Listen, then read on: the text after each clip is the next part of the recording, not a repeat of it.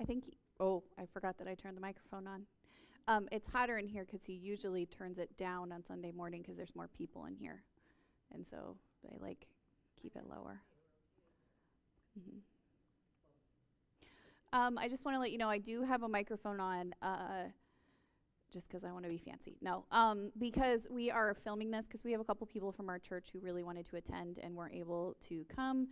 So we are filming it, and my husband said I have to have a microphone, and I don't like holding microphones, so I put this thing on because I have almost thrown microphones before because I talk with my hands. So I'm going to pass this out real quick.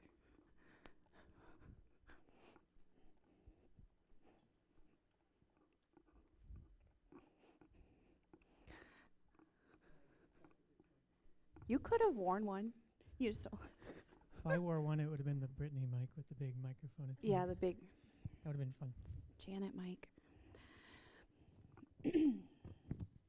Janet Jackson came before Britney Spears. I just need to let that people know that. So it's not a Britney mic. It's a Janet Jackson mic. Sorry.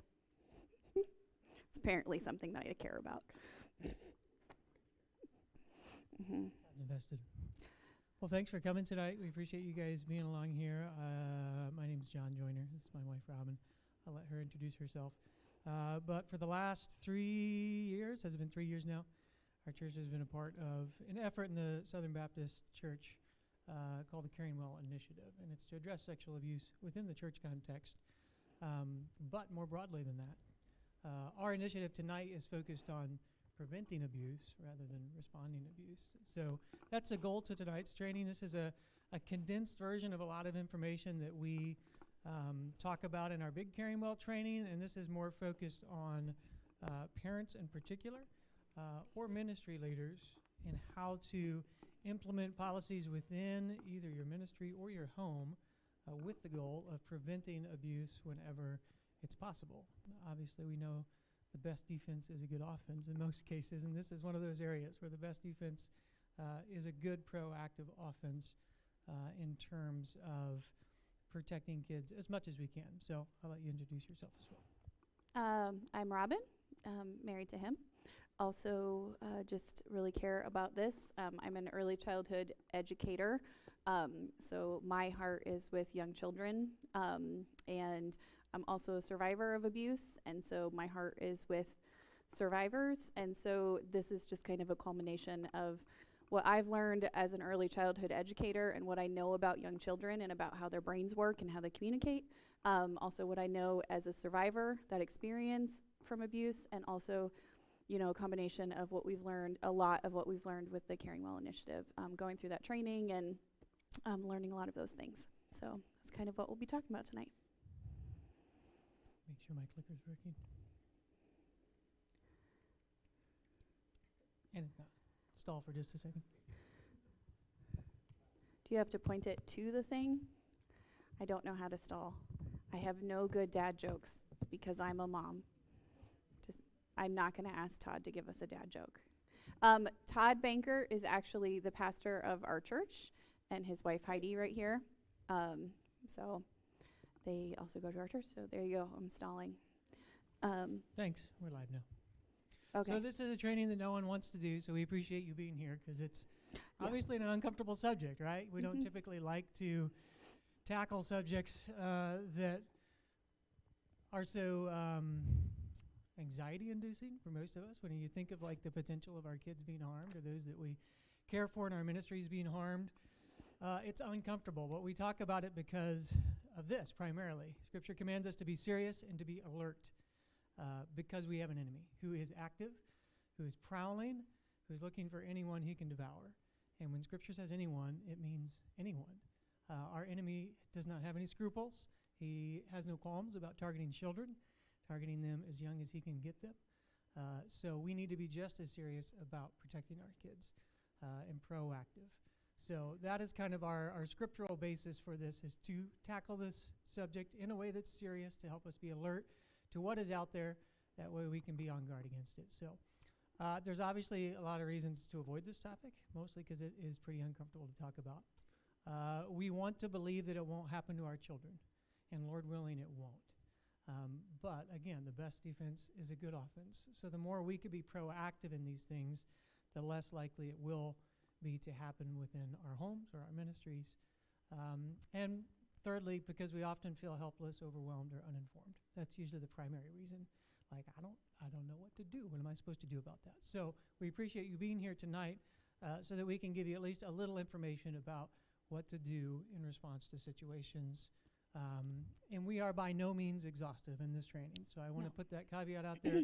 From the get-go, this is an hour and a half of training. So it's going to be like drinking from a fire hose just for a little while. But we do have some more resources that we would be happy to send your way. The Caring Well training is accessible online. It is free to access for anybody that's interested in that. So we can give you those resources if you'd like the fuller training. And we could we'll be pointing you towards some resources tonight as we go through things. So this is a quote that came out of our Caring Well training that has been one of our foundational quotes as well. It says, knowledge does not make hard things easy, but knowledge can make confusing things clearer. So that is our goal tonight, is not to make this subject any easier to tackle, but to make it clearer for you so that there's clarity in terms of making decisions, there's clarity in terms of responding to situations, there's clarity in terms of how to be proactive. So that's our goal that we're coming at. Just a few things statistically. We're going to hit you with these up front because they are discouraging, and then we're going to talk about how to fix them or how to prevent them. So in terms of abuse, statistics tell us that 1 in 4 girls and 1 in 6 boys will experience some form of sexual abuse by the time they reach adulthood. So again, when we say, like, it's not going to happen to my kid, statistically, it's going to happen to somebody you know. And that's a pretty decent chance of that. 1 in 3 women, 1 in 6 men will experience some form of physical or sexual violence in their lifetime. So even if it's not happening to our kids while they're kids, and we want to prepare them for having skills that will serve them throughout the rest of their life as well in order to keep themselves safe. So we're talking about a few topics tonight. We're talking about sexual abuse, but we're also going to talk about pornography. Exposure to pornography is a significant influencing factor in children's lives, so we're going to dive into that a little bit tonight as well. In a 2020 study, 75% of parents believe their child had never encountered pornography. Of those parents' children, 53% affirm that they had already.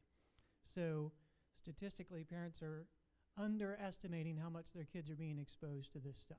Yeah, I'm not good at math, but that is important numbers.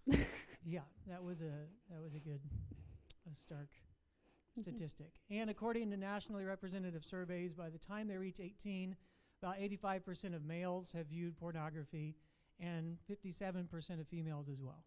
So again, especially, I'm not even going to say, especially if you have boys, because it impacts It's not just girls boys. as well. Statistically, it is just readily available out there. Mhm. So the odds of your kids stumbling into pornography accidentally or seeking it out deliberately are pretty decent by the time they graduate from high school. So the one topic we don't dive into a lot tonight, but I wanted to highlight as well, is sexting. If your kids have phones that have the capacity to send text messages and take pictures. According to a 2020 report, about 1 in 10 boys, 1 in 5 girls between the ages of 13 and 17 have shared nude pictures of themselves with others. That statistic punched me in the gut, honestly. 1 in 3 teenagers have reported seeing nudes shared by others, either to their own device or through a peer's device. Those images are legally considered child pornography. So 1 in 3 is a big deal for me. So technology is ubiquitous these days. It's hard to find folks that don't have a phone in their pocket in some way. So these things are issues that we have to pay attention to. There we go. Why we openly discuss this topic. So this is the heart of the training for us. Is that grooming, when we talk about sexual abuse, grooming is a process of gaining trust and access, and it follows patterns that are predictable and therefore preventable. So that's the good news, is that we know a lot about how grooming works. So we can address those things in ways that are preventative. When we talk about these, not only with ourselves, but openly with our children, we show them that they are not alone. if they have been a victim of something or if they have been exposed to something, and we can empower them to seek help. So the more they sense that we are reluctant or shameful or hesitant about these topics, the more it imbues them with that same reluctance and hesitancy and shame. So we're trying to open those channels up. The best tool you have to protect your kids is open communication, honestly. So the more open you can make that topic in your relationship with your children, the better opportunity you'll have of being able to address issues when they do come up, and instill some values in them along the way that hopefully will serve them. We read 1 Peter 5:8 earlier about our enemy who is prowling. The very next verse says, "But resist him, therefore. Stand firm in the faith, because you know that the family of believers throughout the world is undergoing the same kinds of sufferings." So that's my encouragement today, is that we have a lot of people that are going through the same type of challenges that we're going to. Part of you being here today is just seeing others that are tackling this issue as well, and maybe forming some relationships and friendships and supports that can help you along the way as well. So that's how we overcome this, is together. We do it together with our families, with friends, with supports that surround us. So here we go. So a few things as far as changing our mindsets as parents that are important just to hit up front, and then we'll dive into some more specific details in terms of preventative measures. Getting out of stranger danger only mentality is really important. So that, if you grew up in my generation, that was like the thing. Stranger danger. You learned about it in school. Don't talk to strangers. You know, that creepy guy in the white panel van handing out candy. That's the one you need to be worried about. Abduction cases are only about 4% of child abuse cases where it's a stranger involved. So it does happen, but statistically not nearly as likely. Less than 10% of sexually abused children are abused by a stranger. So 90% of children that are sexually abused know their abuser. Children are at heightened risk for sexual violence. Obviously, they're younger. They're not as world savvy yet. Nearly 70% of all reported sexual assaults occur to children 17 and under. So that may have to do with reporting as well. So statistics around sexual abuse tend to be fuzzy overall, because it's not an area that people report every single incident of. So when we talk about abuse statistics, we're only looking at those that have been reported and documented. That means there's a whole nother group, whole nother set out there that were never talked about, never formally reported, and are not measured statistically. So we kind of keep that in mind. Predators groom the adults around the child before they ever groom the child. So this is something that's really important to keep in mind. You are the first gatekeeper to your children. So groomers typically know they have to go through you first, or the trusted adult in a parent's lives. So if there's a groomer that's familiar with a child, you know, their first intervention is not going to be pulling up in the white panel van with a bowl of candy, typically. They're going to try to get to know the gatekeepers of that child and get them to lower their defenses, so then they have access to that child, if that's their intention, if they have that motive. So the second thing we'll talk about is to advocate for policies that go beyond just background checks. So this is more for ministry folks. If you're involved in a ministry, this is something we talk about here a lot at Oak Creek among all of our youth and family ministries, is just running a background check on volunteers is insufficient these days. So roughly 2/3 of abuse goes unreported. Only 10% of offenders will ever come in contact with police, is what statistics tell us. So that means that about 90% of offenders could pass a background check without an issue, because they're not reaching that level of criminal offense where they would flag on a check like that. So it's important that we go beyond just running a background check on as like, okay, we're good. This person's a safe person because I've done a background check. So Robin's going to talk a little bit more about the policies that we've implemented here at Oak Creek as kind of a baseline to give us more information about that.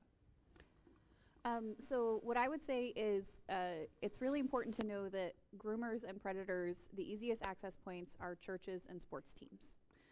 So what you can do if you are not on the leadership of your church or your sports team is ask questions and put pressure in and say, what are you doing past a background check? The past 15, 20 years ago, I was talking to a woman who went to our church, and she said she remembered when churches started just rolling out background checks, and everybody got offended. How dare you? And now it's just standard operating procedure. We run a background check on everybody.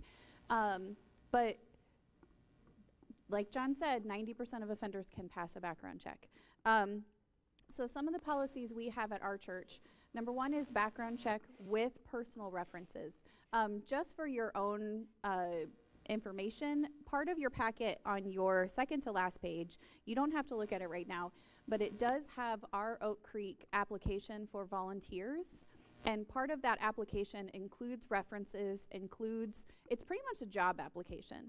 It's not just background checks. It's really important that we have references and we call those references because, you know, references are important. If you've ever hired anybody, you know, it's kind of a thing. And so references are important with the background checks. We also have policies in place that offenders are disqualified for life.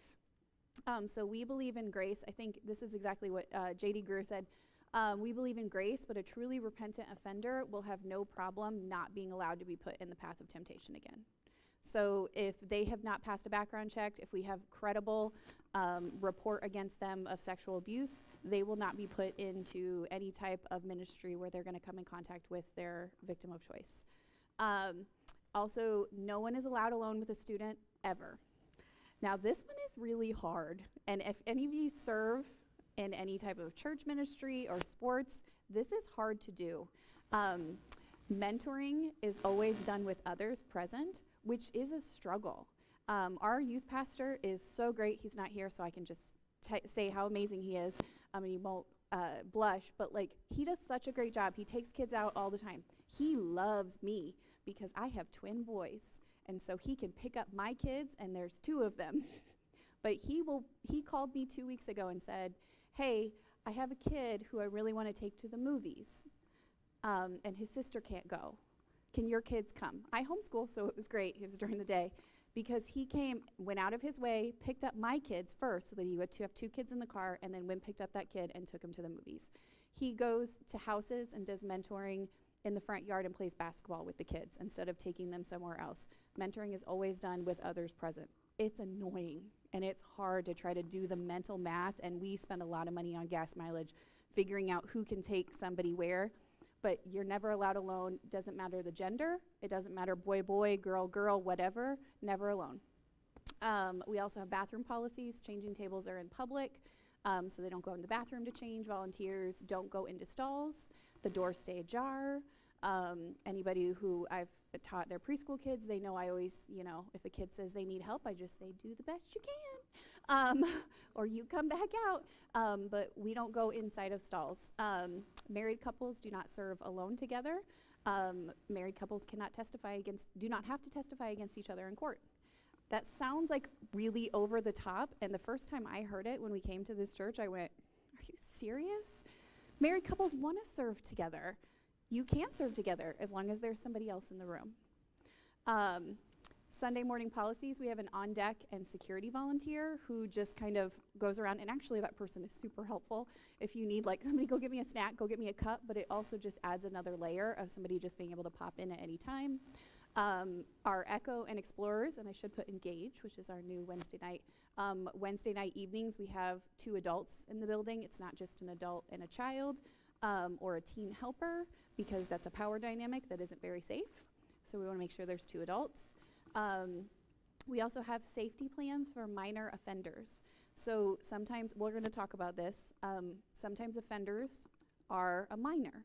And if that happens, it's reported, and when it's reported, then any type of organization that they're part of needs to know about that, and then you have a safety plan in place. On the last page of your packet, there's just a sample safety plan. It's very generic, of just we have safety plans in place.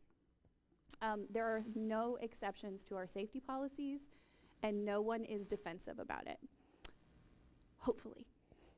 So the funny thing about this was that we went to the Caring Well Conference, I think 2019, and I came back on a Sunday, and I came in to serve in the children's area, and my helper was not there. And I thought, it's fine. And I went, oh, nope, I just spent 2 days learning that that's not. I'm like, but I'm the leader of VBS. The leader of children's ministry. I'm a qualified preschool teacher. I've passed so many background checks. I am not an exception to the rule. And the reason we have these policies is not because we will prevent abuse everywhere, but because we deter anybody from our church. We say, not in our church, not here. So we are not going to be able to prevent it everywhere. But I want somebody to come into our church who's like, you know what, this is an easy access point, because church ministries and sports are easy access points to come in and go, it's not going to be easy here. So these policies not only prevent, they deter. So these are some of the policies you can take into when you're talking to any of your sports organizations. Anybody that has children, ask, what are these policies? What are their procedures? How do they go past a background check? And I'll note that when there are no exceptions to safety policies, it can undermine that defensiveness. When it's not me picking and choosing, well, I trust you, so you don't have to worry about that. Yeah. But you look shady to me, so I'm going to make you do this process. That's when you get into trouble. That's where, you're much more open to an accusation of favoritism. When the policy applies to everybody, that can cut through all of that. Even if it's great Aunt Betty that's been serving in kids ministry for 40 years. We're doing something new, great Aunt Betty. We need you to do this process. We want you to run a background check. So we don't want to pretend like it's easy, especially the initial push. If it's new to your organization, it's going to be a bit of a challenge. And we're not saying that all of these are necessarily policies that you have to implement, but they're a good baseline to ensure, again, like, I trust Pastor Mike, our youth pastor, with everything I have inside of me. Yeah. But I want the same policy to apply to Pastor Mike that would apply to somebody that I don't know very well, that could be in that role down the road, or somebody that's serving in another ministry that I'm not involved in. So when those same policies apply to everybody, it just helps us stay in a position, like Robin said, where, those defenses are up. Those vulnerabilities are taken care of. So questions about that stuff? We don't want to just talk endlessly at you. So if you guys have questions, we're pretty informal. Just throw a hand up and let us know. You got the clicker for the next I one. do have the clicker. Oh, yeah. When you say like the changing rooms are in public, So does that mean like a diaper changing. So the diaper changing station is in the toddler room instead of in the bathroom. It used to be in the bathroom. When I first came to this church 12 years ago, I can't remember how many, they had a diaper changing table in the bathroom, and the policy was no males are allowed in the bathroom with children. And I was like, thankfully we have evolved since then and realized that it's not just a male issue, but also it was like not effective. I mean, it doesn't matter. You shouldn't be shutting the door. So it's nobody's allowed anywhere. So when we do change diapers, if I'm in a preschool setting, diapers are changed in a public area. If you're at BSF, they change. And the diaper changing station is not like in the middle of the play area. It's in the corner, but at least it's not in a closed door area. So if that makes sense. yeah, I was just thinking about the public. So like at Yeah. Trinity, how it's set up. Yeah, like at Trinity, yeah, because they like have the changing table kind of off to the side there at Bible Study Fellowship is what she's talking about, and so they have it off to the side there. So it's not visible to where we're, giving the children still somewhat privacy, but nobody's going behind and going into a bathroom changing a child anymore. So that policy has been updated and has been a good. Mm-hmm. Mm-hmm. So the two times Mhm. where it's hardest to not make exceptions, one is just in a tight-knit fellowship where everybody knows everybody and everybody trusts everybody. Mm-hmm. The reality is every situation of abuse that I've ever occurred, the response is, they would never do something like that. Well, Yeah. and They're, that's Nobody why. responds and they're like, I knew it. He was really creepy. yeah. Or else Yeah. he wouldn't be around, Like, that's the reality. Mhm. The hardest one is when it's super inconvenient. So like for Yeah. here at Oak Creek, it's been when we need to take a child home whose parent is not here and everybody, and Sometime- someone says, oh, I'll just run them up the road by myself. No, you won't. And Right. it might mean in order to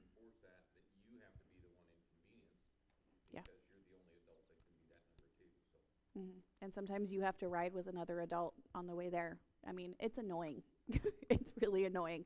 But it makes me feel comfortable and me feel safe. Again, like John said, groomers groom the adults. And abusers tend to be likable. And they will groom you to get to your kids. They're not going to be, ooh, I knew that guy was creepy. That's not what's going to happen. So that's why we have these policies. So we'll move on. Yeah, you'll Oh. know, just as a caveat to that, if you go into our family restroom, there's a changing table in there. This policy doesn't apply to parents. Obviously, you Yes. can go in and change your own kid in private. This is for volunteers that are in our ministry, ministry Yeah. leaders. So Yes. Yeah, I did have a parent was like, "Can I?" And I was like, "These don't have anything to do with you. This is for volunteers." So the next is to how to change your mindset is to remember that pornography is easy to find and hard to avoid once exposed.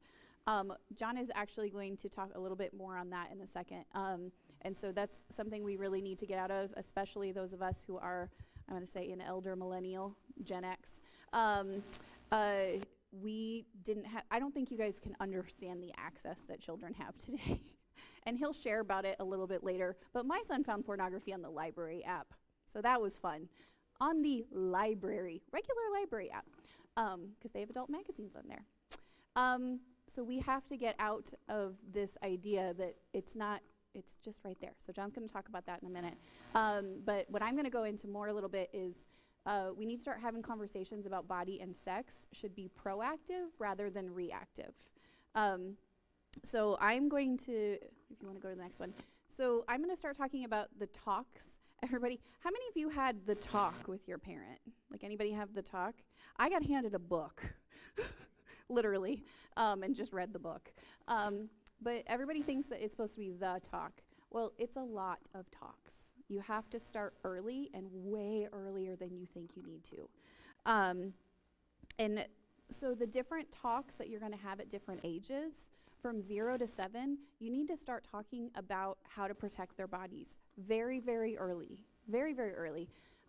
We talk about the names of their body parts. We talk about how boys and girls are made with different body parts because kids act out what they don't understand. And so if they don't understand something, they're going to act it out. They're going to, John, we're going to talk about that a little bit later, but if they don't understand it, you need to start talking very quickly about talking about their protecting their body. And I'm going to go into how to talk about protecting their body in a minute. Mid-elementary and early middle school, people are always like, when should I have like the puberty talk? You can click through. So around 8 to 10 is when you need to start talking about puberty and reproduction and pornography. Most people are like, oh, they're 13. I should talk about puberty and sex right now. No, they need to start talking about puberty before puberty. Because does anybody remember what happens when puberty comes? Your brain gets flushed with hormones and you become dumb. Sorry, I have 2 puberty teenagers. They're very smart, but sometimes they're just so dumb. But like hormones rush their brain and they have mood swings and it's scary and it's hard. Having those conversations before is so helpful because then they're like, I mean, my kids, we were having conversations all the time. One of the, I skipped this. This was the book for preschool. God Made All of Me. This is my absolute favorite book, and I'm going to go into it a little bit more. But this is an amazing, if you do not own this book, buy it. If I had the money, I would buy all of you this book. It is an amazing book for 0 to 7. You can start when they're little bitty babies. But when they are mid-elementary and elementary, you start talking about puberty. This is a guy stuff, the body book for boys. They also have one for girls, but it talks about nighttime, ejaculation. What's the word? Ejaculations, that's the word. Nocturnal emissions, but not in a scary way. Just talk about it. Okay, what do you got to do? Well, you probably need to go clean your sheets now. What happens when your friend's getting bigger than you and you don't have any body hair yet? You have these conversations when they're 8, when they're 9, when they're 10, because then when those feelings start coming, they're like, why do I suddenly feel this way? It's very confusing. So you're having those conversations early. I find the best way is not to give them a book, but to have a conversation with the book. All of these conversations are really hard, and the book can start the conversation for you. John actually went through this book as kind of a devotional with our boys for like a month and a half. They would read a chapter, and then they would ask questions, and I could hear John being like, oh, okay, I don't want to answer that question. But also this is, you know, the wonderful way babies are made. It actually has, I think it's 4th or 5th grade. One side is the kids read it, and the other side is the adult reads it and has the actual information on it here. This is the picture book side. This is the adult side, and it does talk about, you know, the reproductive part of what actually happens how babies are made, and it describes it, and it's really uncomfortable, and I will tell you, I giggled through the whole thing as I was reading this to my children. But we've read it a couple times, it stayed on the shelf, and if you have to keep talking about it. How many of you guys have told your kids one thing and then they forgot it 2 weeks later?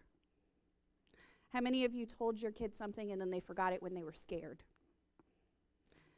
You have to have these conversations over and over and over again, because they're going to giggle and they're going to laugh. But actually, my kids are less embarrassed about me talking about it when they're 15 because I started talking about it when they were 5. So it's not weird for them because they know mom talks about this. It's a whatever, you know. So older middle school and high schoolers, that's when you're going to start having the conversation about more about specific sex, about how to, we're still going to be talking about how to protect their bodies at every age. We're talking about how to protect their bodies. We're going to start talking about hormones and the desire for sexual stimulation. It says simulation, that's supposed to be stimulation. So when they get to be 13 and 18 is when you add the desire part to it. Because when they're younger than that, they just want to know how babies are made. They're not sexualized. A child who has not been abused, children who have been sexually abused, their sexuality wakes up earlier. But a child who has not been abused is not sexualized. They don't, it's not sexual to talk about reproduction. When they start to get 13 and 18, they're starting to have the feelings. So that's when you start having those conversations. You start talking about how to protect them from pornography, what their wants are, what their needs are. That happens a little bit later. So I'm going to go into a couple of things about how to teach and actual specific conversations of how to empower your kids to protect their bodies. So we talked about every single age, we're going to be talking to our kids about how to protect their bodies. So where did it go? This is really attractive. I'm about to fall over. Okay, so this is one of my favorite books. This is called God Made All of Me by Justin Holcomb and Lindsay Holcomb. I actually met him at the Carrymore conference, and it was so great when I first read this book because it was encapsulating all of the conversations I was already having with my children, but in picture book form, which is just beautiful as an early childhood person. But I really, really recommend. When I got it, my kids were 11, and I read it, and it was still gave me really wonderful conversations. So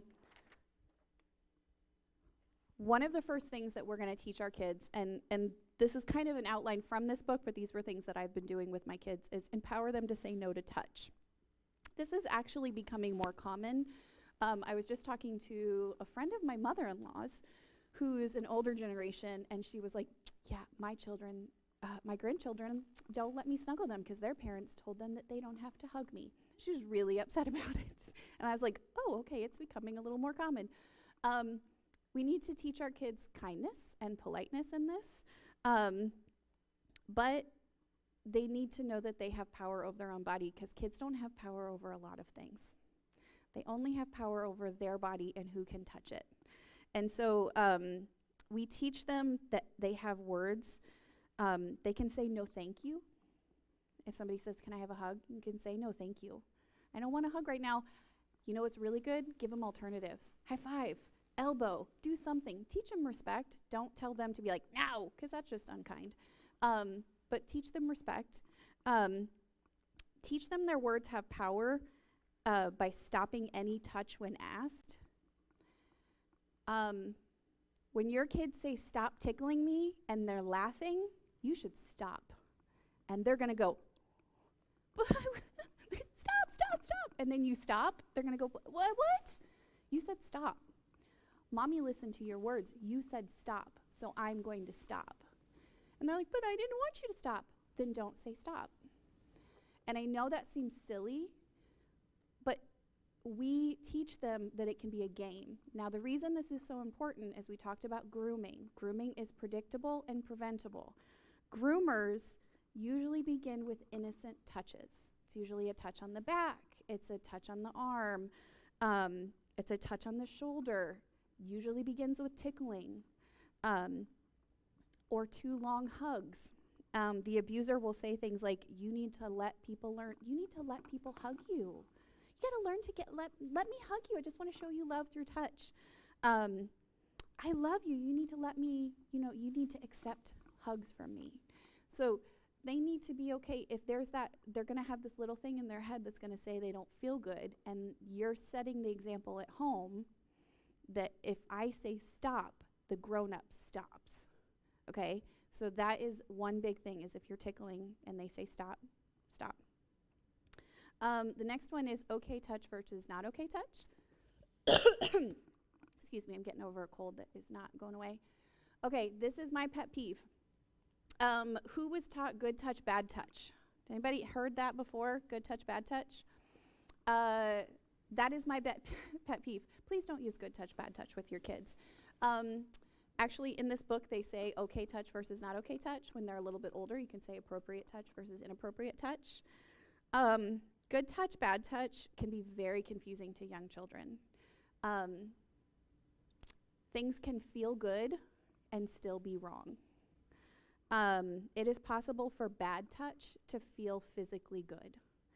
And the biggest hurdle we have with child abuse survivors and with adult abuse survivors is that when they talk about what happened to them, they feel like they're tattling on themselves. And so if you said that was bad touch and it felt good, then they did something wrong. Something can feel good and feel wrong at the same time. So it's really important we don't call it bad touch, we call it not okay touch. It also just, as an adult, leads to some really messed up ideas about sex, because sex is not bad touch.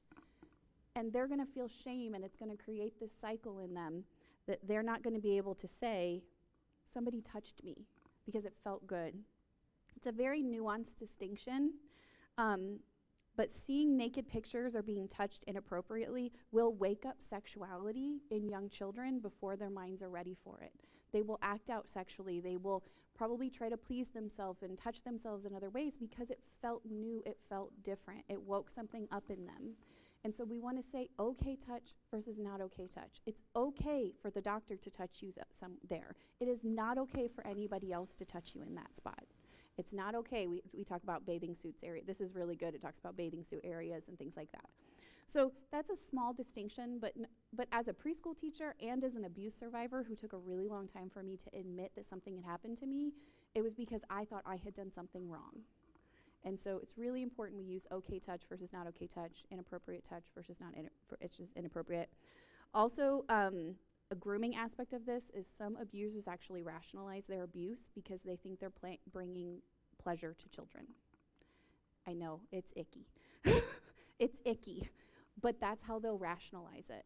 And that's what they'll say to the child is, I'm making you feel good. I'm making myself feel good. How can this be bad? And so this is, and also, especially if they're teenagers and they already have sexual desires, they might allow it to happen continually because it felt good even though it was wrong. So the next one is secret versus surprise. No secrets in the house. We have no secrets in our house. We used to say when the boys were really little, we said bad secret versus good secret. But we have changed that. Actually, with the help of Justin Holcomb, we took out secret completely. Secrets, somebody doesn't find out. Surprise, somebody always finds out. It's okay to have a surprise. My kids like to tell me what John got me for my birthday. They've gotten much better about this. But like surprises are, what? It's the worst. What did you get me? I don't know. Surprises are great. We want to be excited about surprises. But secrets, we cannot have secrets. So that's just a vocab word we need to take out of our lives. things like, we had some ice cream, it's our little secret. Now this you're gonna have to probably respectfully talk to some family members about. Anybody who's babysitting your children. I had to be okay, and I literally have had this conversation with my boys when they were going to spend the night at my in-laws. I said, it's okay if Mama lets you have ice cream for dinner, because I knew she was going to. Mama is the authority, and I don't think you should have ice cream for dinner, but I trust Mama, and if she says it's okay, it's okay. I can't let them have secrets from me. The grooming aspect of that is that the abuser may start with small secrets, like ice cream or a toy. Shh, don't tell your mom I gave you this. Because they want to see if they're going to tell. So they're going to start with small secrets. That happens from toddlers to teens. Small secrets lead to big secrets. So just keep secrets out of your house. Surprises are great. Keep secret. Just take that word out of your vocabulary. The next one is very similar. It's reward truth telling. The best tool you have, like we said, is to protect your children is open communication. Talking about abuse feels like tattling on yourself as a kid or as an adult. And you help your children understand that they will get less punishment if they tell you the truth.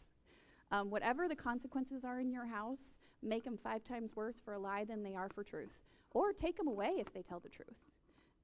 You know, you get 10 minutes in timeout if you're lying. You get 1 minute in timeout if you tell the truth.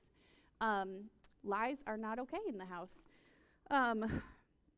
Because children may try to keep a secret or they may lie to prevent the person they love from getting in trouble. Like we shared earlier, sadly, a lot of abuse happens by a family member or somebody they know. And that person has groomed not only the parent, but has groomed the child into making them feel loved. And children don't understand that it's not the correct love and it's not healthy love. They just know that somebody they love is going to get in trouble if they say something. And so we need to make sure that we're rewarding truth telling. Just like I said, you may have to let go of some control to gain some knowledge.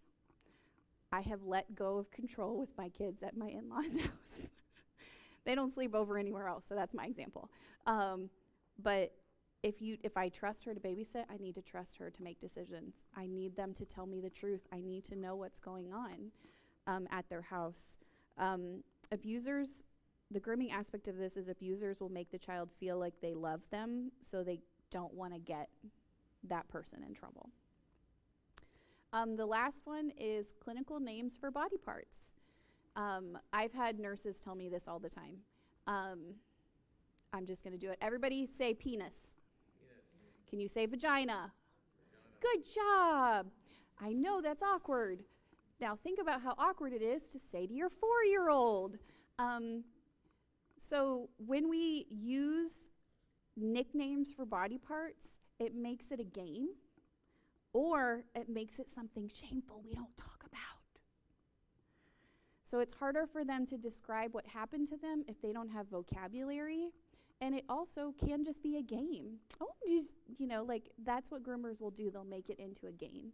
So we want to make sure we have, you know, the real words for it. You know, you don't have to use it every single time. You know, you don't have to be in Walmart and being like, you know, don't touch your penis. You can say, you know, don't touch your pee-pee. Trust me, you have little boys. That's what they do. But having that conversation also helps you say, you know, nobody should be allowed to see your private area. And when you are very clear on what those private areas are, it's easier for them to know what yes and no is.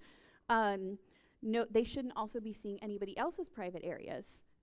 With the exceptions, they shouldn't see a doctor or a parent's private area, but they shouldn't see a doctor or a parent is allowed to see it when necessary and appropriate. So having those conversations of it's okay for a doctor to touch your penis while you're in the doctor's office. That's okay. And so again, we use the word like bathing suit area for private areas. When we're in Walmart, you know, that's the nice, easy way to say that. But you need to be introducing those words so that it's not, you know, abusers may not begin by touching. They may begin by showing. Again, this is icky. Nobody wants to have this conversation. But this is why we also have the conversation of sexting. When there's a power dynamic between a coach and a child, it may start out with sending inappropriate nude pictures of themselves. They shouldn't be seeing anybody else's penis, period. You can have those conversations, that's not okay. You shouldn't be seeing anybody else's areas. They shouldn't be seeing yours, you shouldn't be seeing them, because that can start abuse, is showing, not seeing theirs. Okay, so that is my part for the preschool. If you want to go on to the next part. Here again, it's also really common for abusers to give nicknames to private parts. Yes. That's one aspect, Yeah. because they don't want kids to be super descriptive in terms of, you know, what they did with this child. So Yeah. the more we reinforce healthy terminology, it's like the old counterfeiting thing. You know, people that try to prevent counterfeiting don't study every single way to counterfeit a dollar. They study what the real dollar looks like. So we want to teach our kids what is right and healthy, so that when they see something different, they recognize, oh, that's not healthy. And that's something different. So we can't prepare them for every single thing that they might see out there. We're not going to be able to prepare ourselves for every single thing that might be out there, but we can focus on what's healthy. And that way it has a good baseline for them.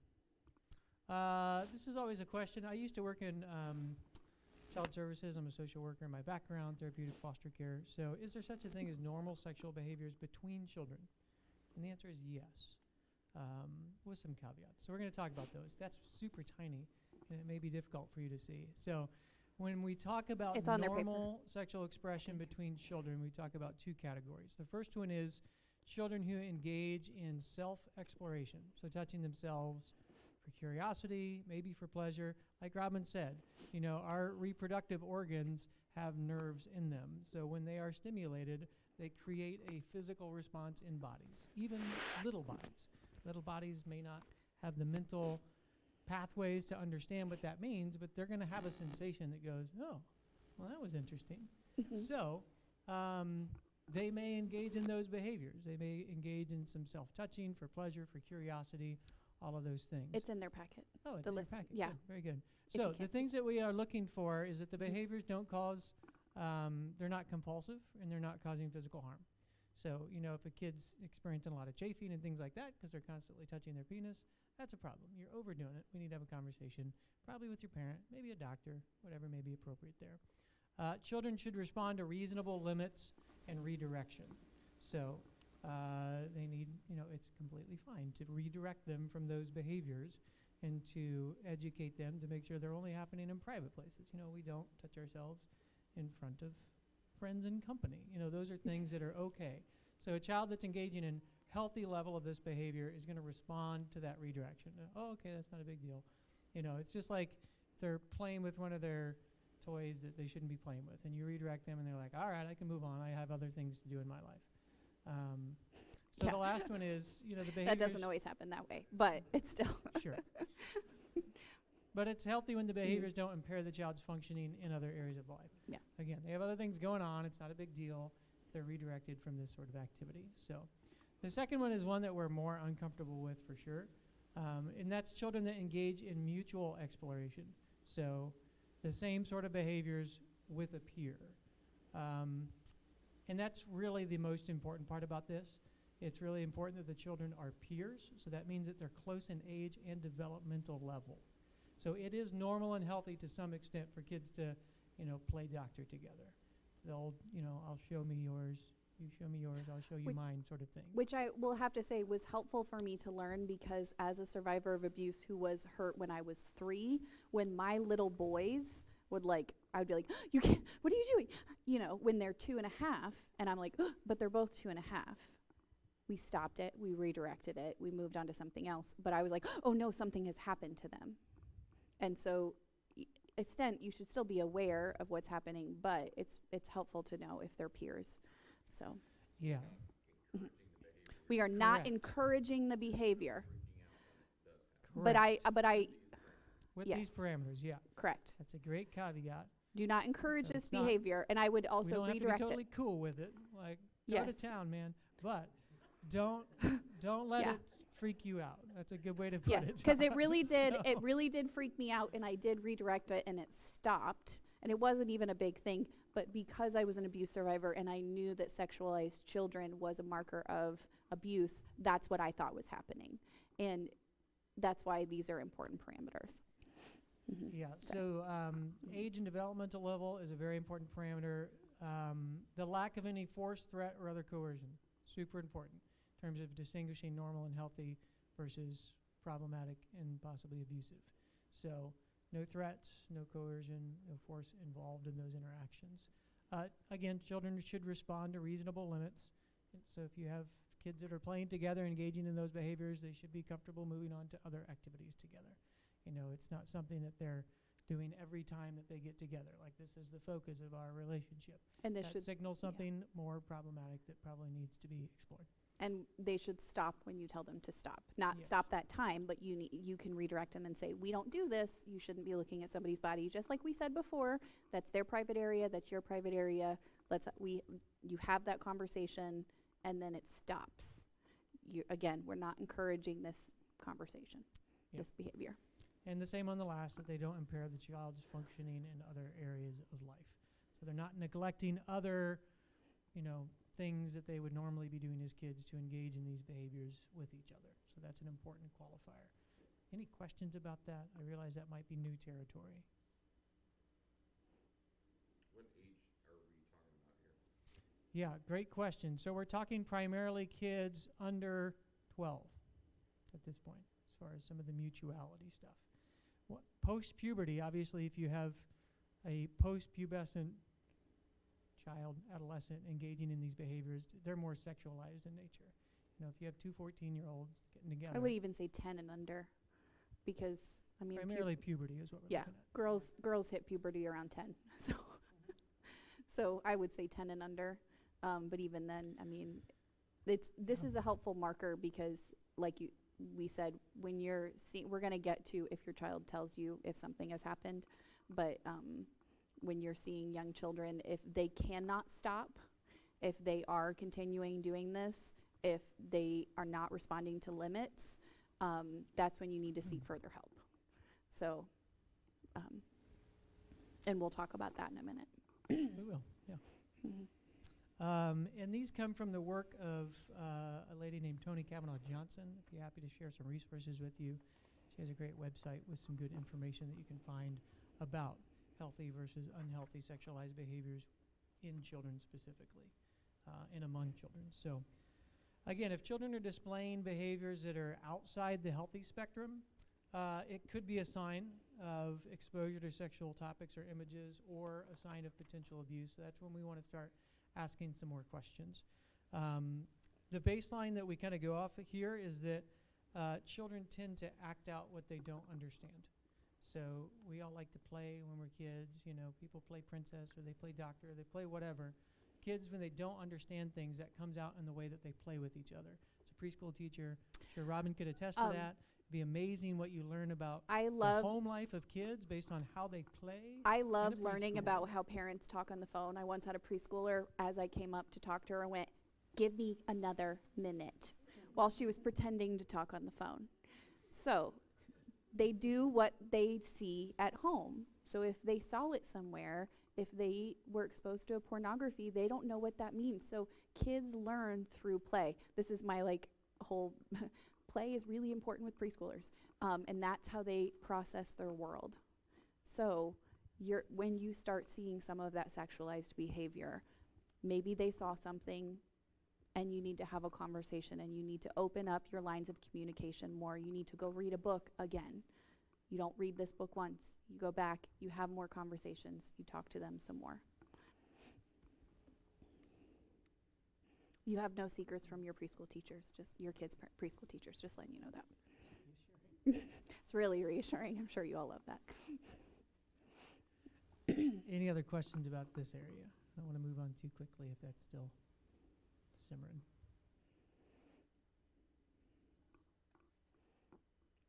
All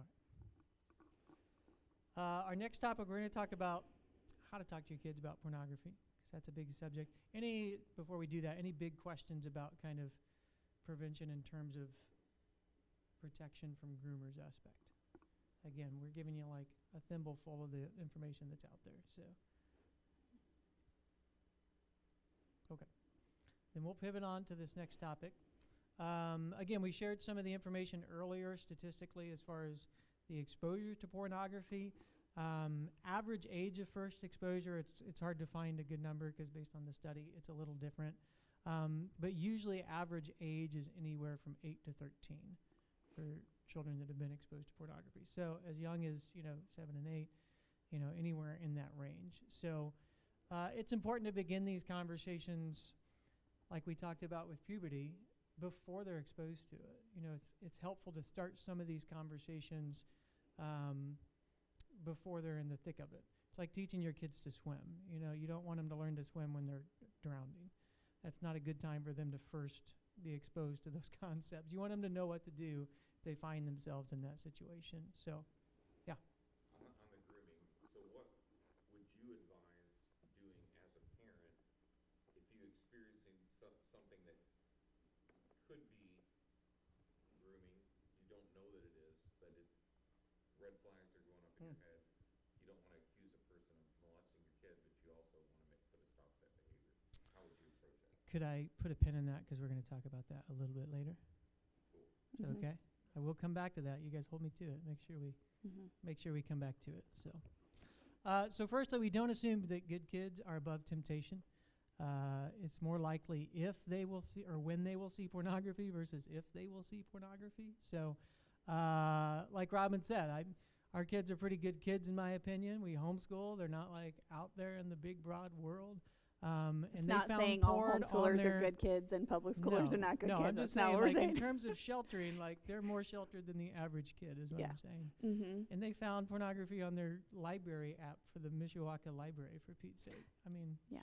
it's crazy. The other one found it when he was doing a research project on Brazil and was looking up Carnival.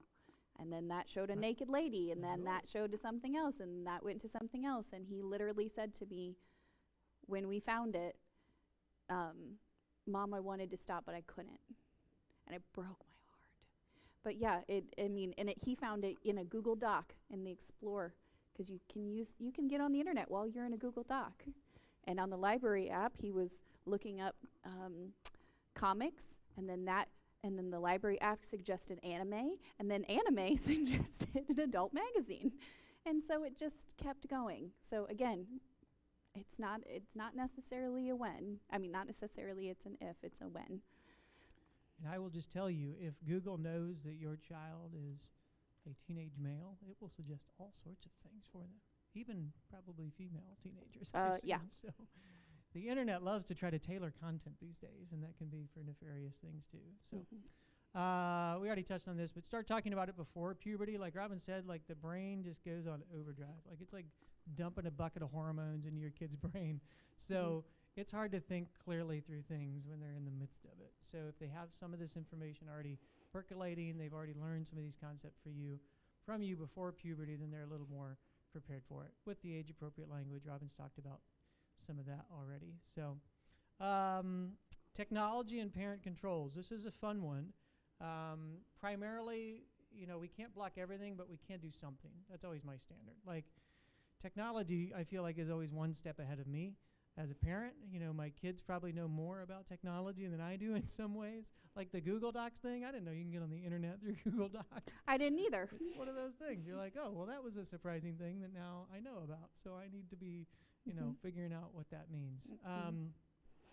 But it doesn't mean that we shouldn't use those things. So there's a lot of parent controls that are out there and are available, whether it's just, a password to log into the computer or the tablet or whatever that is, or, browser safeguards on the internet browser at home. There's all sorts of programs out there that can help, do different safeguards for the browser. My kids on the Chromebook have a specific kid account that they log into that's different from the regular adult account that we log into, and we could kind of customize that with some tools. But even then, I will admit, we failed because we set the safe search filters for our account, and we did not set the safe search filters on their account because we thought it overlapped. Because how would we have known the difference? Because, we're in our 30s and not as smart technology. But I'm a pretty tech savvy person. And I didn't realize that when you went in on a different account, you had to set safe search filters, even though it was on the same Chromebook. And so it sounds silly, but like, and I felt like the worst person ever because then he was in a Google Doc and didn't have safe search filters on. So So use them, but don't assume that they're sufficient to do everything, is my advice. Use them as much as you can. You know, do an internet search. You can find all sorts of good information about what works and what doesn't work. But they're not going to do the whole job for you. So what we recommend is regular and spontaneous checks. So that includes your internet browser histories, if you have teenagers especially. It should just become routine. When my kids sit in the living room working on their Chromebook, every now and again I'll say, hey, hand me your Chromebook. Why? Because I'm going to check your internet. Okay. They're just used to it by now, that like every now and again, spontaneously, I'm going to check and see what I see. And we found stuff through that before. Yeah. We've done that before and went, oh, hey, we need to have a conversation. So go to private space and have a one-on-one conversation about something that we found in the internet browser history. So when our kids get used to that they're going to be held accountable to what they're doing on the internet, then that's a protective factor. You know, it's going to give them that little extra bit of pause if they find themselves in an area where they shouldn't be, potentially. And then even if they do find themselves in an area that they shouldn't be, you're aware of it, and you can have a conversation about it at some point. So either way, it's a good strategy. when I left the house today, I had a doctor's appointment, and I said, they know that I know. Hey guys, make good choices.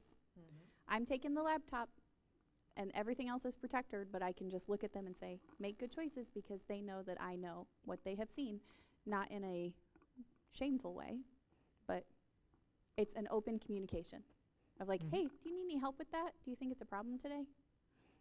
And we're going to talk a little bit more about that, about those conversations. But Yeah, the other thing that we've utilized is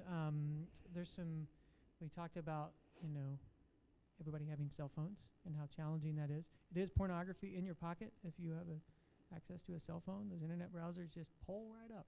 But there are some options out there for kids. We use one called Pinwheel, and it is a phone that you buy that isn't pre-installed with software that cannot be changed. It doesn't have an internet browser.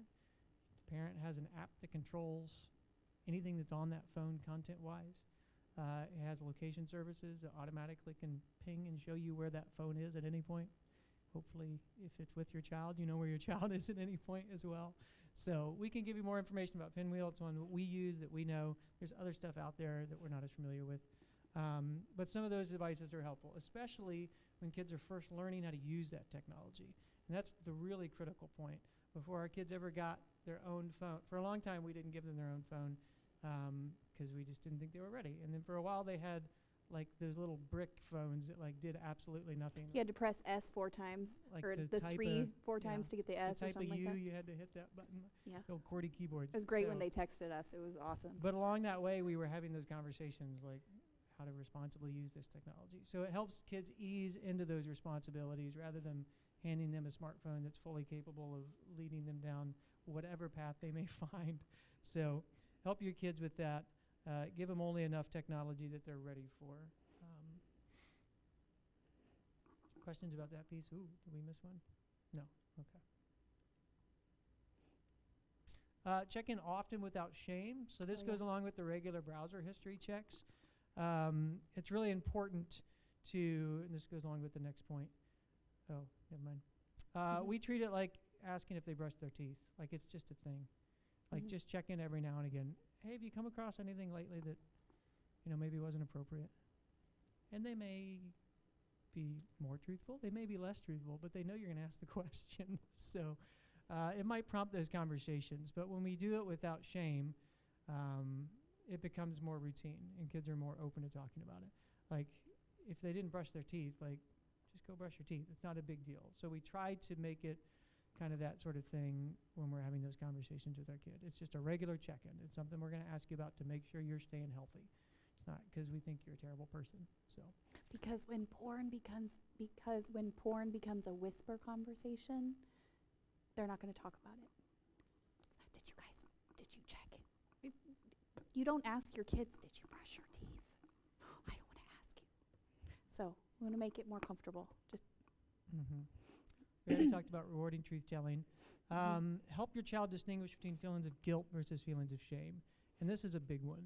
It's like Robin said, when people have been abused, especially sexually abused, shame can lock them into some really dangerous spiraling habits that would prevent them from seeking help, from getting the things that they need. Because the primary message, we have an accuser that will tempt you into sin, and then what's his very next message typically? How could you? Like, immediately following that temptation is this, like, you're just the worst because you did that thing that I just tempted you into, right? So especially when it comes to areas of sexual temptation, like shame is there automatically for most people always. So the more we can do to decrease those feelings of shame, the better. So there's a distinction between guilt versus shame, and it's borne out in this verse that we refer to a lot. That godly sorrow brings repentance that leads to salvation and leaves no regret. But worldly sorrow brings death. That's shame. So worldly shame leads to death, spiritual death. You stay in darkness when you're in that shame cycle, versus guilt is a healthy feeling if it leads you to repentance, if it helps you come back into the light. So God uses guilt in our lives to draw us out of darkness into the light. The enemy uses shame in our lives to draw us into darkness and keep us locked there. So those are the distinguishing things that we try to talk about. This is 2 Corinthians 7:10, by the way. I don't think I put the reference up there. There's a quote from Brene Brown that I like too. She says, "I believe there's a profound difference between shame and guilt. Guilt is adaptive and helpful. It's holding something we've done or failed to do up against our values and feeling that psychological discomfort, that disconnect between our values and what we actually did. I define shame as the intensely painful feeling of experience of believing that we are inherently flawed and therefore unworthy of love and belonging. So something we've experienced, done, or failed to do makes us unworthy of connection. And that's the number one thing the enemy will seek to do in your kids, is disconnect them from you as a parent, from their peers, from people that can help them stay in a healthy spot. So that's what we talk about a lot, is kind of pulling those walls down, because kids are going to naturally feel shame, helping them understand what guilt feels like, helping them understand that presence of the Holy Spirit to pull them back to the things that they know they should be doing, and helping them avoid the voice of that accuser that's going to try to compound the temptations and the sin that they might have gotten themselves into. So, questions about those pieces? Oh, there you go. There's a reference. There's a reference. Google Slides advances things in a strange way. So, for older youth, if you have older teenagers, pornography is a really good time to talk about consent. There's some really great resources that we're going to talk about in a minute here. Well, there they are. There's a resource called Fight the New Drug. It is a non-religious, non-political, anti-pornography organization. So they use science and statistics to talk about why pornography is bad for you as a human being. We like to use it a lot. Obviously, we feel like there's a lot of biblical reasons to emphasize why pornography is bad for you, but this is a great resource for anybody, students that don't have a religious background or are not Christ followers. And children who are a religious background. Yes, too. no, it's good for everybody. Because what we see is that science affirms what the Bible tells us about the harms of these type of things. So they have a great website. They have a full-length documentary that's really good for older youth especially. It's in 3 parts. The brain, the heart, and the world. So how it impacts individuals is the brain. How it impacts relationships is the heart. And how it impacts the wider society as the world. So each of those parts is about 30 minutes on the full documentary. But their YouTube channel also has little short videos that are super kid-friendly. So like 2 or 3 minute videos that would be really appropriate for a younger adolescent to kind of start those conversations, especially if they've already viewed pornography. If you know, like, that's a thing that we need to start wading into. Those short little videos are super helpful just to talk about, this is how it impacts your brain. This is how it impacts relationships. This is how it impacts the world. So for older youth especially, that consent factor is a big deal. And then I guess we're going to be actually doing a study at our youth group for the next 3 weeks. And the next 3 weeks is the first week we're going to talk about the brain. Next week we're going to talk about the heart and the world. And what we found, the Fight the New Drug, the reason I've been able to have these conversations with my kids is because I can frame it as, this is something that's bad for you, not something that makes you a bad person. Because we can talk about, did you brush your teeth? The same way I would say, you shouldn't smoke cigarettes because they're going to hurt your lungs. You shouldn't look at pornography because it will give you anxiety and depression. You shouldn't look at pornography because it will hurt your relationships when you get married. And for teen boys, we're going to talk about it, statistically makes you a worse lover. Teen boys are going to love hearing that. And then the world, like how, you know, pornography fuels sex trafficking. And so all these lies that, you know, people have, that we have been told that pornography makes you feel better, makes your relationships better, and it only hurts you. This really great resource combats all those lies, and you don't have to have a shame conversation because you're talking about it like a drug. You're not talking about it like it's this awful sin that makes them a really bad person. It's, this is bad for you, and I love you, and I'm not gonna let you put this in your life and in your mind. Just the same way you're gonna have that conversation with your kids about drugs. You know, we're out of the DARE generation, but you're gonna have conversations with your kids about not putting things in their body that's gonna hurt them. Just like we had the conversation of good versus bad. Drugs feel good, but they're bad for you. Pornography feels good, but it's bad for you. It may feel good when somebody touches you, but it's bad. So remember, we're not having a good-bad conversation. We're taking the good-bad out of it, and we're replacing it with, this is something that is bad for you. You are not a bad person. This is bad for you. Fight the New Drug also has a great conversation guide. So, Mhm. like how to wade into that conversation. It has some really helpful like prompts and things like that. It'll let you choose, like, am I talking to, you know, kind of what age range? So it really kind of can customize that if it's helpful just to have a guide, you know, what sorts of questions might help lead into a good conversation. So we recommend it as a good resource. Any other questions about pornography in particular? We've got a few minutes left, so we definitely want to talk about Todd's question, what do I do if my child tells me something's happened? Before we move on too quick, just want to make sure there's nothing lingering out there for you. Mhm.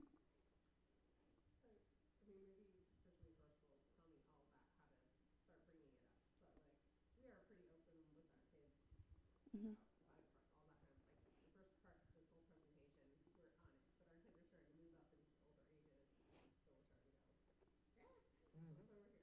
Mhm.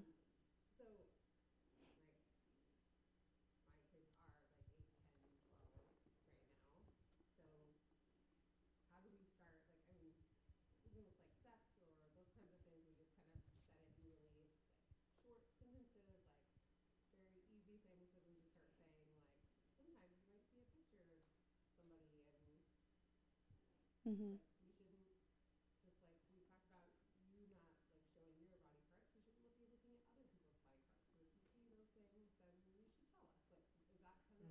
Yeah, that sounds I think so, exact. yeah. Yeah.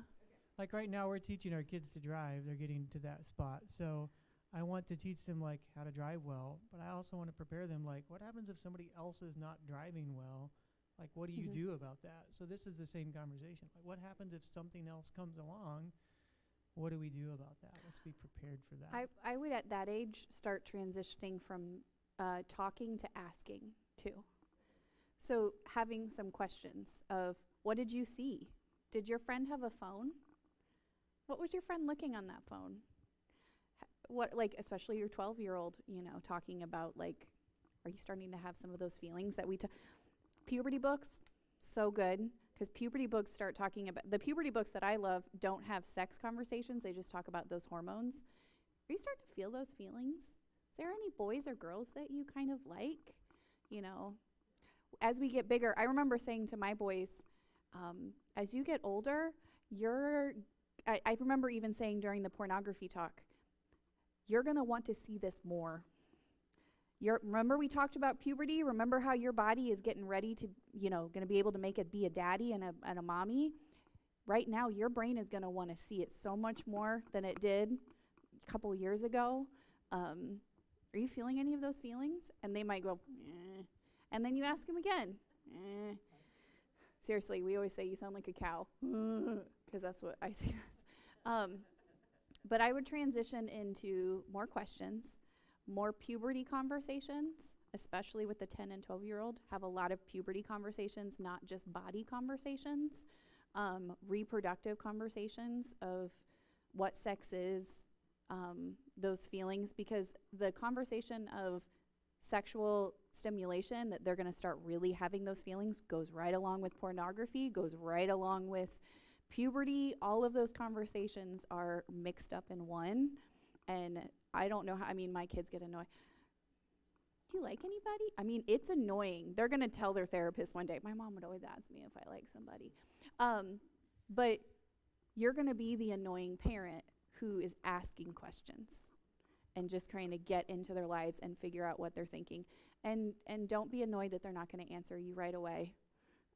But yeah, I would transition into maybe asking more questions at that point. I don't know if that's helpful at all, but yeah. Yeah, and we try, I'm not awesome about this, but occasionally just have like one-on-one scheduled activities with kids, just to have those conversations, make it, Yeah. a time where it's more private, where you can have whether it's going out to breakfast, whatever it is, just so you can maybe have a little more time to have a little more open conversations is helpful. So, and we like to find the parallels to other stuff as well. Like we talked about the toothbrushing thing, but like one time my kids we went to Outback Steakhouse, and they thought the bloomin' onion was just the best thing ever. Oh, And yeah. they ate so much that like they went home that night and were in like the worst pain of their lives. Yes, it was so awesome. when the porn thing came up, we're like, hey, do you remember that time where you like couldn't stop eating that bloomin' onion because it was so good?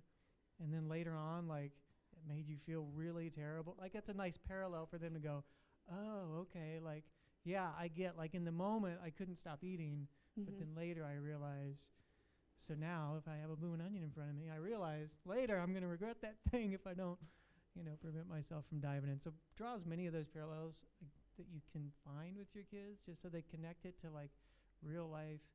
This is what we do to be healthy. Again, our focus is on being a healthy individual, having healthy relationships with other people. So, Yeah, and that's the best thing is keep in the frame of when you talk to your kids about health, you talk to them about pornography. It's just, and that's where I think our heart is to get it out of the whisper zone. This is just bad for your body, and you shouldn't be looking at it. And if somebody showed it to you, we need to talk about it. And we just are talking about it and talking about it and talking about it. And you're just always looking for those teachable moments and those bloomin' onion moments. gotta find your bloomin' onion. Find your bloomin' onion. All right, what if I do if my child tells me something's happened? Or a child. I'm going to broaden it out. We're doing parent training tonight, but you may be in another setting where you get information from a child that does send your radar up, like Pastor Todd mentioned earlier. So first thing is listen. Most important thing is number one, let them tell the story. If they are coming to you and they are indicating something, that's a sacred space. So treat it sacredly. It's okay to ask clarifying questions. That's good. Kids aren't going to necessarily come to you and like unfold the whole story. You might get like a little hint, or you might even see a behavior. It might not even be that they're coming to you and saying something. You might, going back to that healthy versus unhealthy behaviors thing, you might see something that prompts a conversation. So it's good to clarify, but it's really important to refrain from really strong emotional reactions. And this can be difficult as a parent, especially if you sense that your kid is hurting or has been hurt. But if they read strong emotion on your face, they're going to attribute it to themselves. So, oh, mom's angry at me right now. No, that's not what I'm doing. But you gotta kind of mind what's going on your visible expression to make sure that kids can stay open. A lot of times, kids are not going to be making direct eye contact with you anyway. If they have something like really serious, your kids are like staring off over here somewhere. So you may be okay, but just kind of mind what's going on as far as your visual expression. I will add for the clarifying questions, you can ask clarifying questions, but be aware that it probably won't be a chronological retelling of what happened, depending on their age. 3-year-olds definitely, if anybody's had a story told to them by a 3-year-old, they do not tell stories chronologically. But even adults who are sharing their abuse story do not tell them chronologically. It comes out in spurts. So just be very careful to not need to hear a story from start to finish. Just let them talk. Just quietly listen and let them talk. Because trauma muddles all that up. It's the nature of trauma. So, if you unfortunately through Caring Well stuff, we've heard those stories. Well, I didn't believe her story because it just didn't make sense. Like nothing added up. Well, that's because that's what trauma does. Trauma takes the box of pictures and throws it on the floor and scatters them all around. So you remember Yeah. this over here and this over here. And that, I think, happened when I was 8, but I don't even know. Yeah. Like it muddles it all together for you. So Diane Langberg is another amazing, excellent resource. Read anything you can get a hold of from Diane Langberg. Mhm. But she calls this the ministry of restraint. Not needing to pull all the information out in that moment. Restraining ourselves for the sake of that child and helping them work through this at the moment. So Todd can recommend all sorts of great Diane Langberg resources. Follow her on Twitter.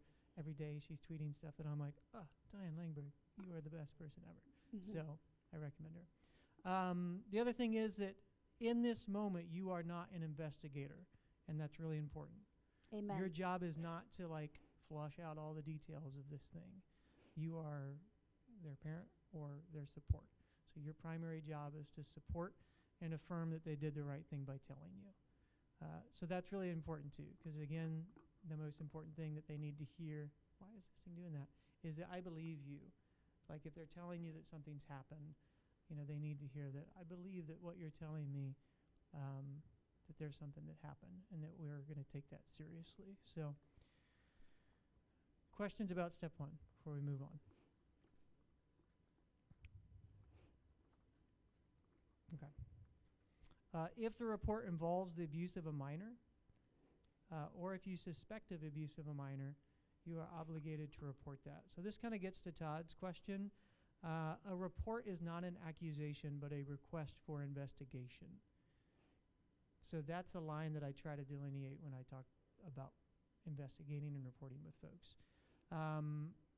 Most people, especially if you are making a report about another individual, it will feel like an accusation. There's nothing you can do about that.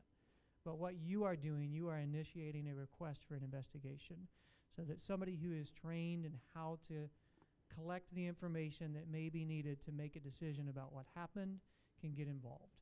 Again, you are not a trained investigator. I am certainly not a trained investigator, but there are people out there that professionally do this for their living, that they are trained in how to talk through these things with kids in a way that doesn't do more harm, that can get information, but still make sure that that child is protected and safe. So this is the point where we need to get those folks involved in the process.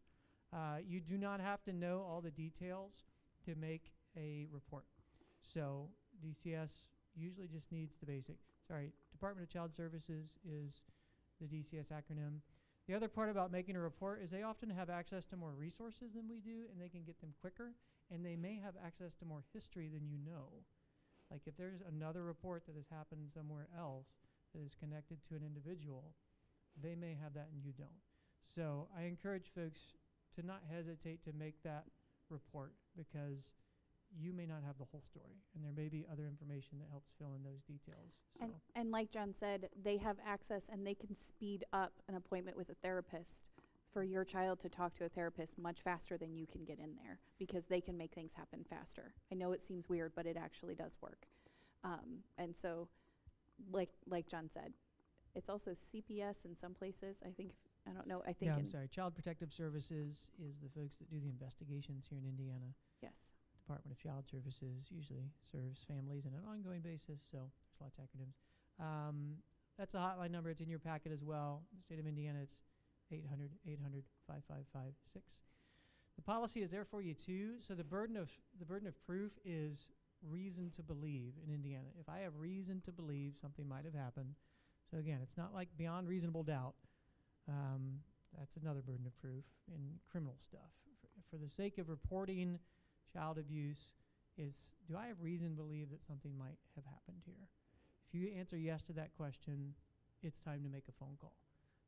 Or if it's somebody else relaying this information to you, it's time to help them make a phone call. And I've been in that situation plenty of times myself. This is not to say that the Department of Child Services and Child Protective Services are the most therapeutic folks out there. I worked within the system for 12 years, and I know the realities of that system. It's but human. It is a human system. It is a that human is full system. of human people. Who dropped the But ball. the cost of not doing anything and not reporting is much higher. So, a report should also be made if the abuser is another child or adolescent. So we're not talking just about an adult abusing children. But in these cases, depending on the circumstances, the behaviors of the offender may be addressed more from a treatment perspective versus a criminal justice sort of perspective.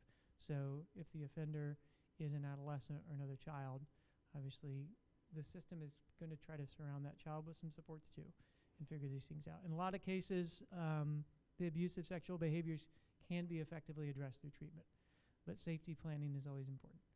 So that's a caveat. The nice thing about our brains, especially in adolescent, is that they are still plastic and flexible, and you can develop neural pathways to go around these habits that children have formed. So children can learn a lot of bad habits. They can also unlearn bad habits and relearn better habits. So through treatment, those options are out there and available, but the way to find those resources usually is, again, by making a report and by accessing those services. So,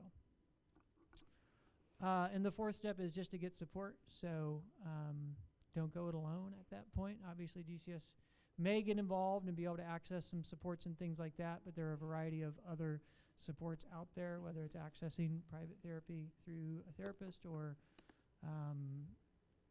things like that you know that you're connected to. We have a Caring Well team that's part of this initiative, is a group of people that are identified in our church that serve on this team as resources. They're not trained therapists, but we can help refer folks to trained therapists that we work with, that we know as a church, that we've kind of vetted as our church body, that we feel comfortable referring folks to if they need some additional support and services. So the Department of Child Services and the police handle the criminality of abuse cases and can help connect folks to needed resources.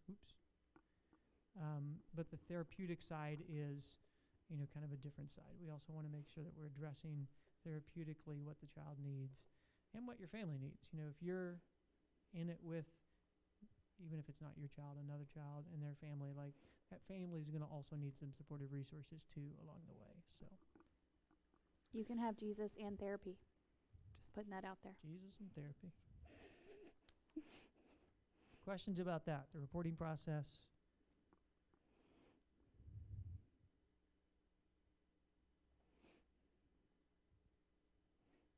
All right, We're almost done.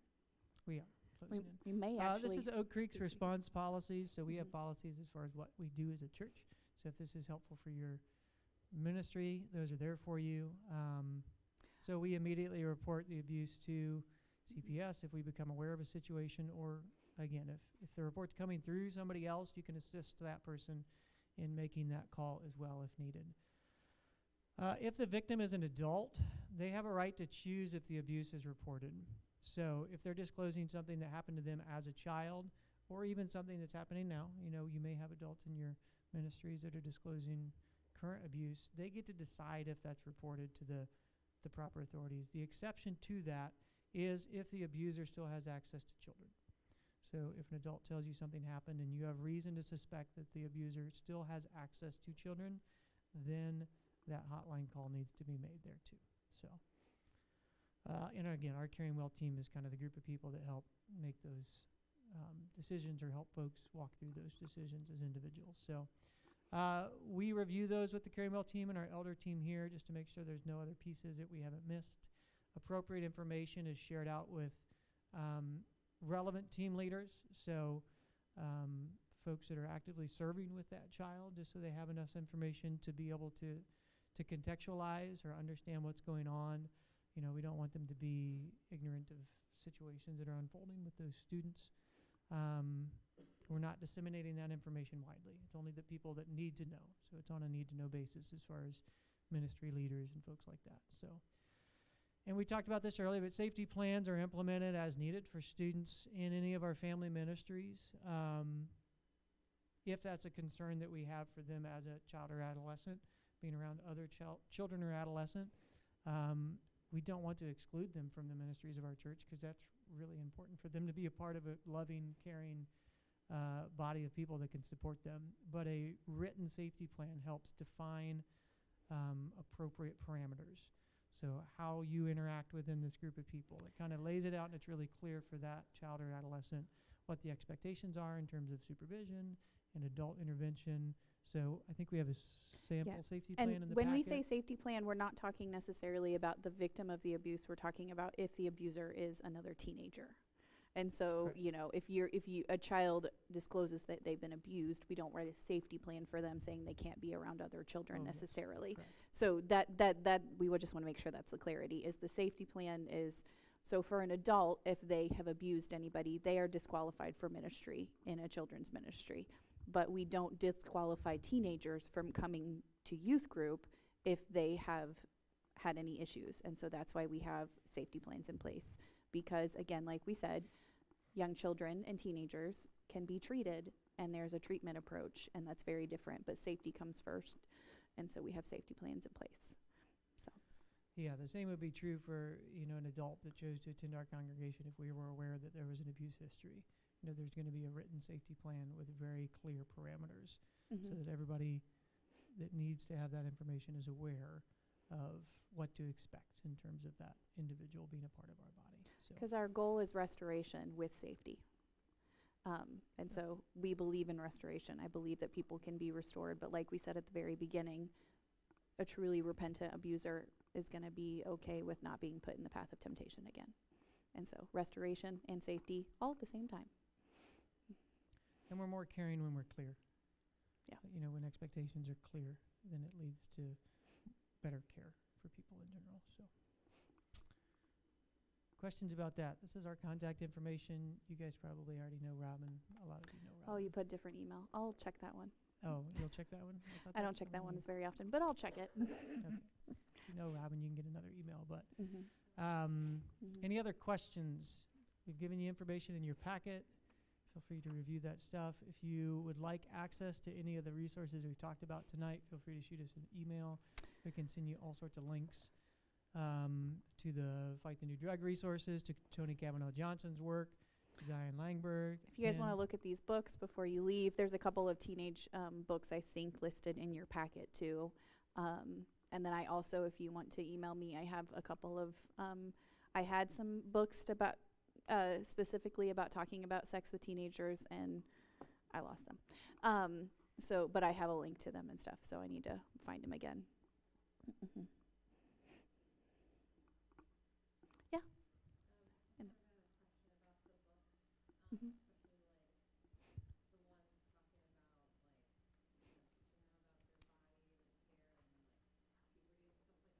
Mhm.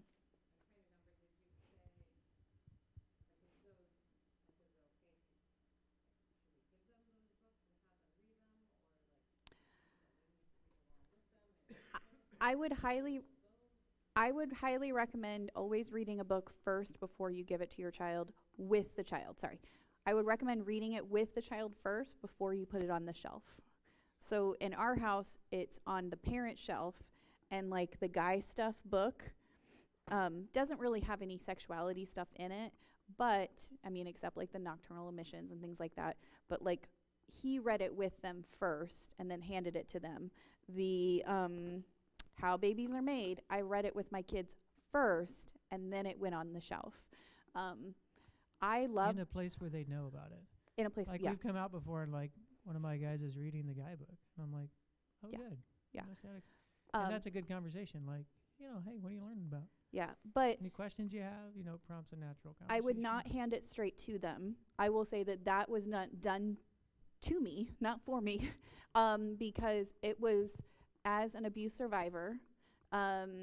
I didn't understand sex, and I had a whole bunch of emotions, and I was already, even pre-porn in your pocket, we had the computer room. Anybody remember the computer room in the 90s?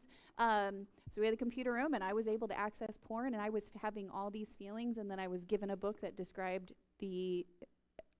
how sex does. And I was like, that didn't make me feel better. It was just like a sex book. And I didn't have a parent come alongside me and say, like, what it actually was, and having that conversation. The book was really helpful. I still run to a book anytime I need it, but what I needed was a parent to sit down with me, read the book with me, ask any questions, make me feel like I had a safe space.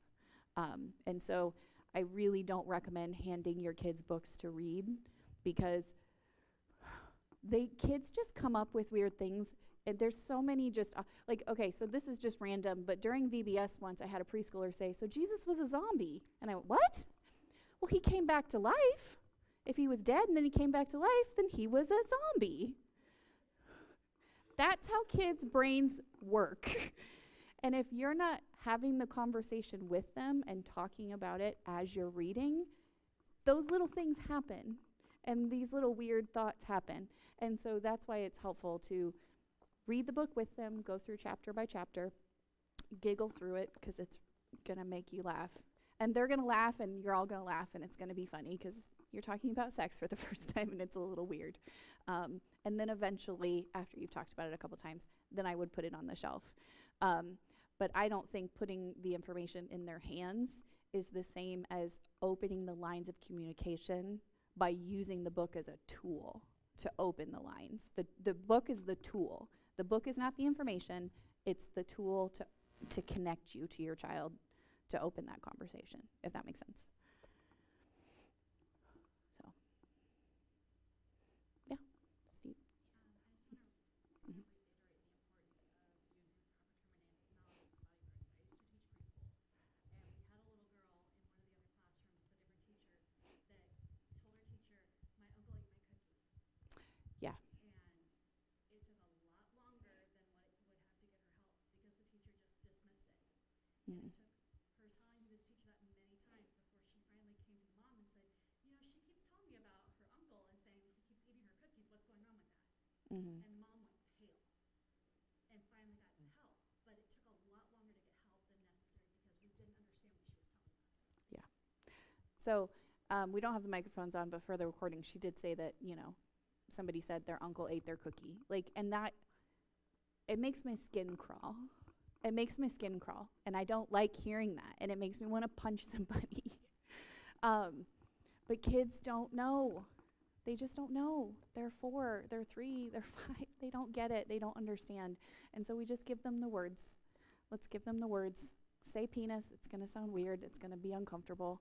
And, they need to make sure that they have that proper terminology so that they can explain what's happening. Oh, yeah.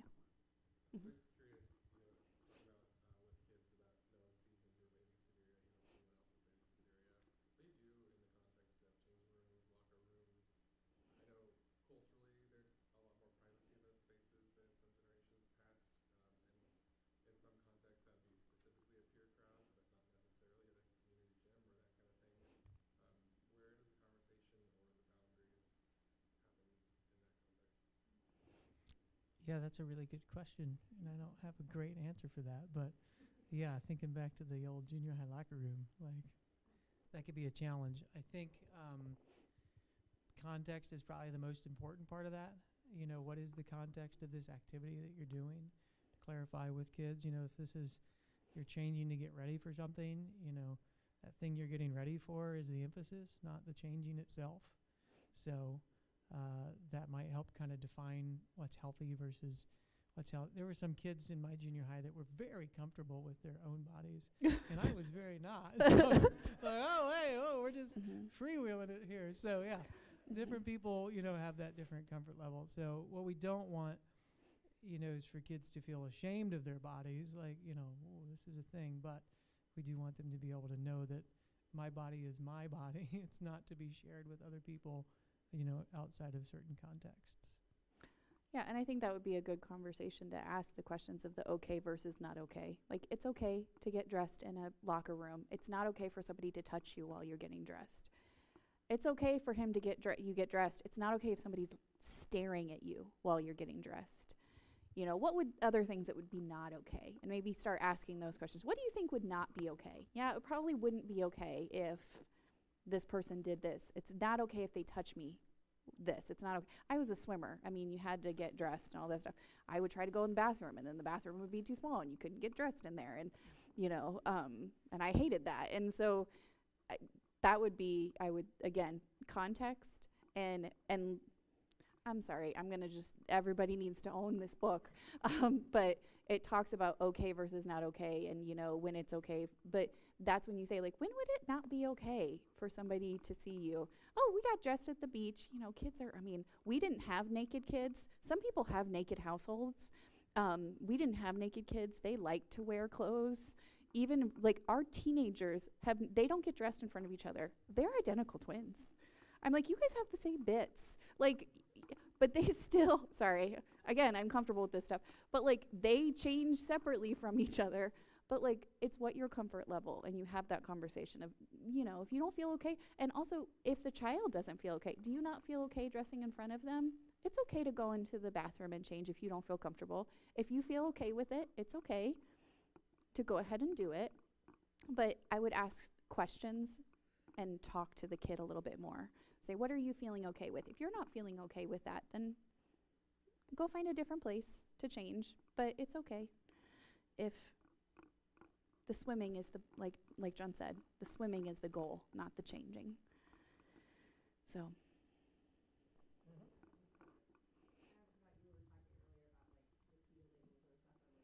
Mhm.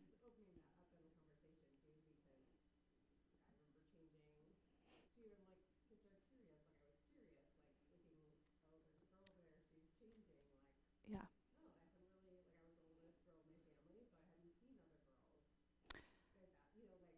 Yeah.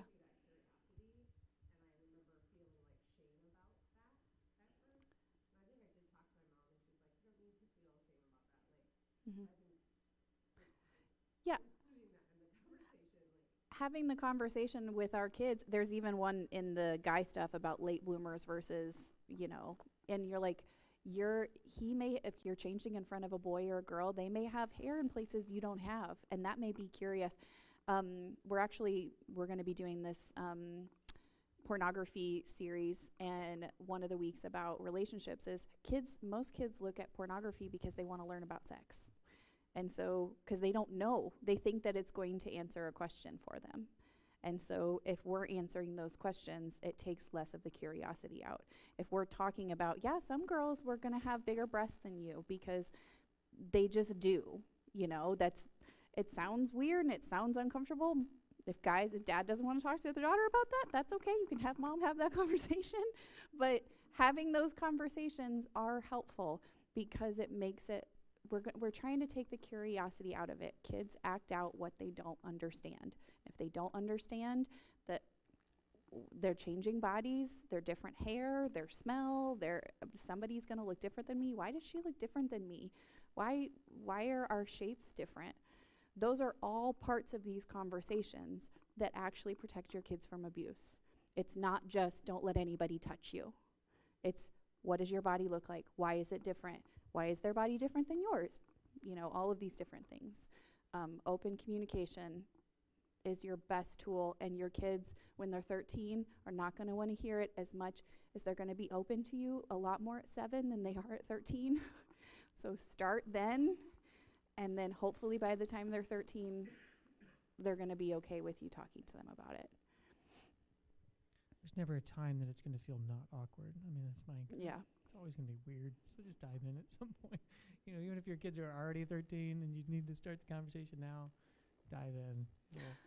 It'll take time. But I will say our really wonderful youth pastor, we talked about teaching this series to our youth, and he, without telling us, asked our sons if they felt comfortable with that before he said yes to us, which was a huge gift to me without me knowing that he said, are you okay with your parents teaching this about pornography to a group of kids when you're in there? And a whole bunch of peers while you're sitting in the room. And to me, that wasn't even awkward because I was like, well, my kids know that I talk about this stuff all the time. But one of them is like, and the other went, it's going to be awkward, but it's okay. But at least he was like, yeah, it's going to be awkward, but it's fine. And that's kind of where your kids are not going to be like, yeah, let's talk about this. Your kind of goal is, yeah, it's awkward, but it's fine. Like, that's good enough. Were you going to say something? Oh, anybody else have any questions? We've raised multiple teenagers, so just as from that experience, the more that you, going back to the shame, the more you can remove the shame from those awkward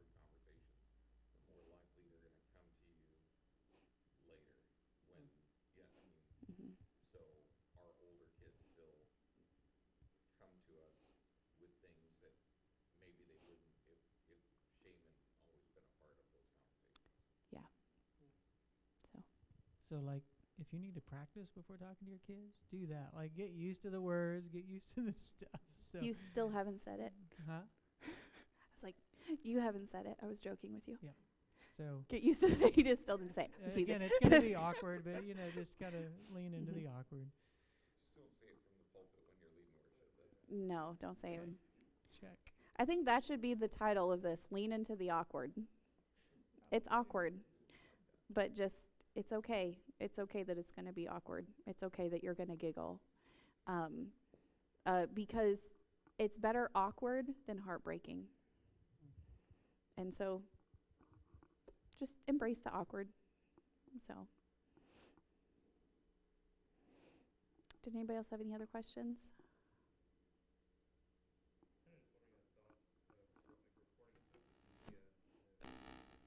For those that might be concerned that those situations might not be handled correctly, but obviously if you really feel that there's cases of abuse, it's something you want to report. But if you aren't really sure, like at one point you're like, maybe I should say it anyways, just so there's an investigation. You had to. It's a challenge sometimes, for sure. Again, I go back to the standard, like the statutory standard is reason to believe for us. So if I have a reason to believe something might be amiss, I would rather make that call than not make that call. So, and I've worked with plenty of foster parents that had things reported to DCS that weren't necessarily true. And I tell them, DCS is going to find what is the truth. Like they're going to, and if the truth is there was no abuse, that's what they'll find, honestly. So the investigation is not a fun process. It's very uncomfortable and invasive. So it's not one that I would, you know, wish upon anybody. But at the end of that, they will find what is true in that situation is the goal, typically. So. And we have been supports in more than one case of somebody being accused falsely and the truth being found out.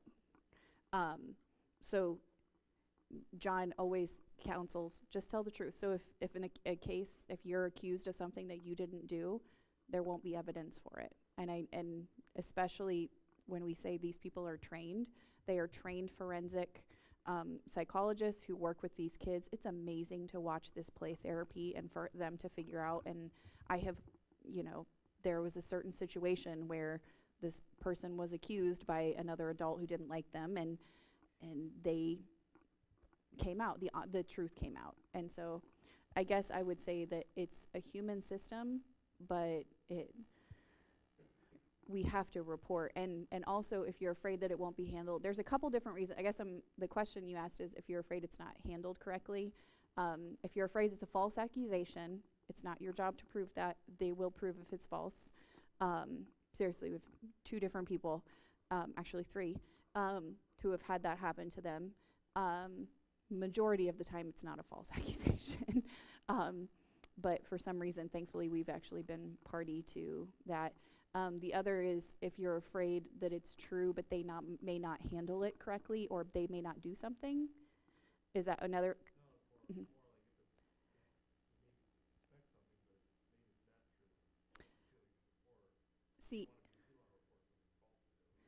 See, that's a really great question. So the only way that they can, the only way that you can report something is if that is wrong is if you knowingly know it's false. So if you know it's not true and you report it, you can be held accountable. But if you think it might be true, what ends up happening is what John said is that one teacher will think something's happening and they'll call. And the DCS will not have enough evidence to do anything. But then another parent calls, and then a pastor calls, and then somebody else calls, and this all comes together to create a case that enough people stood up and said something. And so, what were you going to say?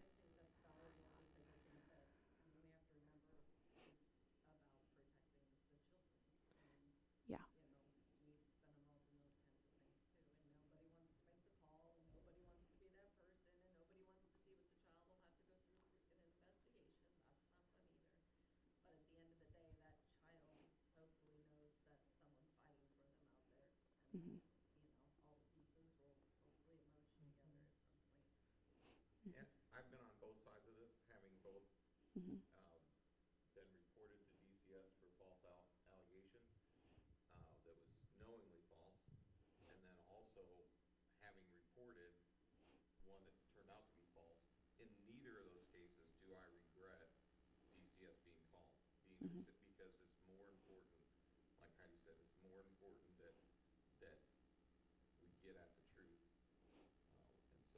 when I was being investigated, it was completely cooperative, it was a pain in the rear, you know, I mean, emotionally traumatic, but it was the right thing at the time. And so when I've had to be on the calling end, I think through that, it's like, it's still the right thing. It's not my call to decide whether I think it's true or not. That's, and I haven't had a case personally, I don't know about you, John, you've worked with DCSs more than I have even. But I don't know of a case where they're like totally screwed up and an innocent person gets their kids taken away or No. things like that. They discover the truth. It may take time, but And there are checks in the system as well. So, you know, at some point, Department of Child Services may act in a crisis situation, but they do have to go before a magistrate or a judge and present evidence and justify decisions they've made. So there's checks and balances in the system. So, I would just say, always report first. They're not our enemy. I think DCS is not our enemy. Sometimes it feels like they can be, but and we are not especially this is, you know, this grows out of the Caring Well initiative itself, where for a long time some of our churches felt like we can deal with this in-house. And I'll just be honest, we can't. We can't deal with it effectively, fully, in the context of, you know, our own little ministry. You know, we have to get those outside interventions involved to have those outside perspectives as well, to fully understand and deal with some of those things. So, and they have access to resources we just don't have. And they may not be perfect, but there are some really amazing people in DCS. Just like not every, you know, public schools aren't perfect, but there are some amazing teachers out there. And, you know, I believe that if you're a praying person and you have the Holy Spirit, pray before you make the call. Pray that it's the right person who answers it, but make the call. You know, again, it's not an accusation. It's a request for an investigation. You don't have the information, and you're not supposed to. You're asking them to go find it. Can you go find this information? And sometimes they will find nothing, and you'll go, okay, great, thanks for checking.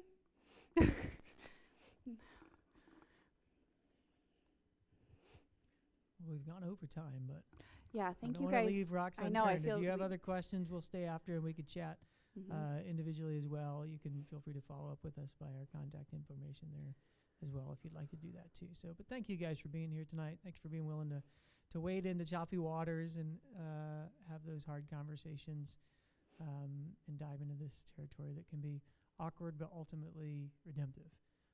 So that's our goal. Before we go, can I just pray for us? Thank you. Lord, thanks for this time. Thanks for this space, Lord. Thanks for the opportunity to just be able to share some information. I pray for each of the folks here, folks that might watch this later on, Lord, that you would give us wisdom in these situations, that you would guide us by your Spirit, Lord, to help us care for the most vulnerable among us in ways that are healing and redemptive, Lord. So help us to walk through these situations with your heart, Lord, with your wisdom, with your compassion, Lord, to be able to make the decisions that are best for those that we care deeply for and those that are around us. Lord, thank you for the many resources that you've brought to bear in this situation and the folks that have compiled them. Help us to just have access to those in the moments that we need them, Lord. We love you and we trust you. In your name we pray. Amen. Oh, don't clap.